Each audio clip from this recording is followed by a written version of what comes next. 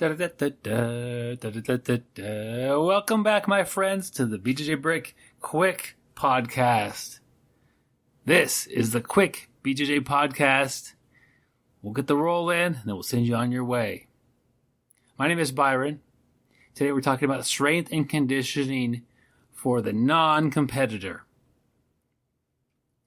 I've interviewed a lot of people in the BjjBrick Podcast and asked a lot of questions about strength and conditioning. And most of the time, it just gets pulled right into that competitor realm. And most of us are not serious competitors. A lot of us compete. But it's just a part-time gig. Even if, you try really hard and you work really hard, but it's not like last episode, putting food on the table. It's not work. So, strength and conditioning for the non-competitor. I love this topic. What we're really looking at is the benefit of your performance. So, being a little bit stronger is beneficial, and being mat strong.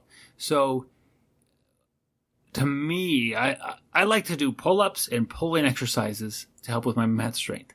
Not so much like pressing or pushing, like a bench press isn't as effective for my style of grappling. I tend to think of a bench press as being like a more of a defensive motion.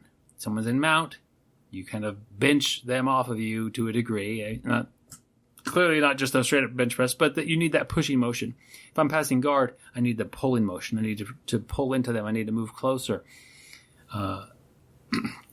But if you can evaluate your game and see what muscles you're using and get some off-the-mat training, that'll be a good move.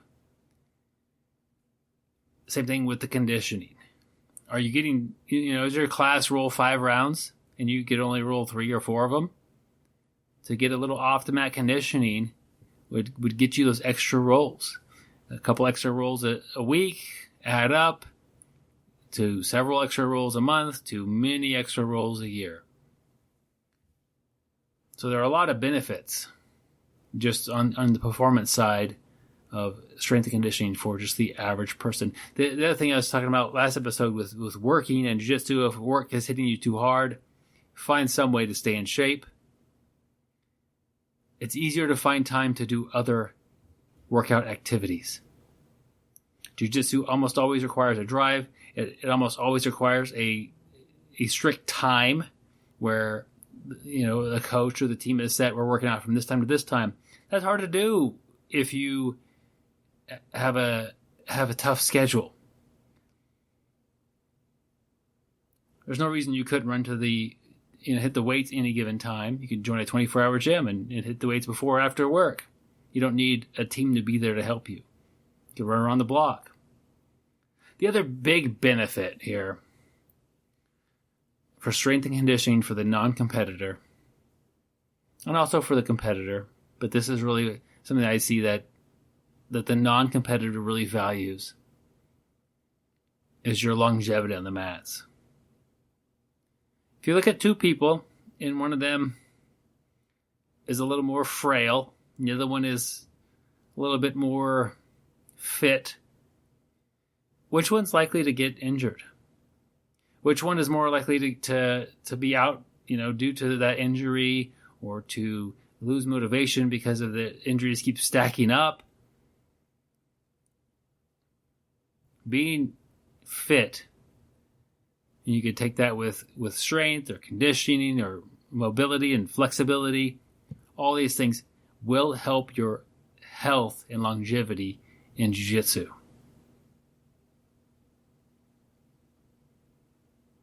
So that's kind of what I've got for strength and conditioning for the non-competitor. It is important.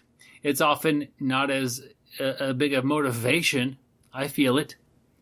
If you're going to be competing in a month, you better start getting in shape if you're not already. You've got that drive there to push you. Without that competition around the corner, it's easier to kind of just fall into the normal ways of doing things. But find something to push you a little bit. Take your strength and conditioning off the mat seriously. even if you're not a competitor. Love to hear your guys' comments. If you have a topic you want me to cover, send it in. You can either comment on this episode or send it to BjjBrick@gmail.com. This episode was sent in from my friend Peter from South Australia. Thank you kindly, Peter. Really appreciate it. Till next time, keep on working out and stay sweaty, my friends.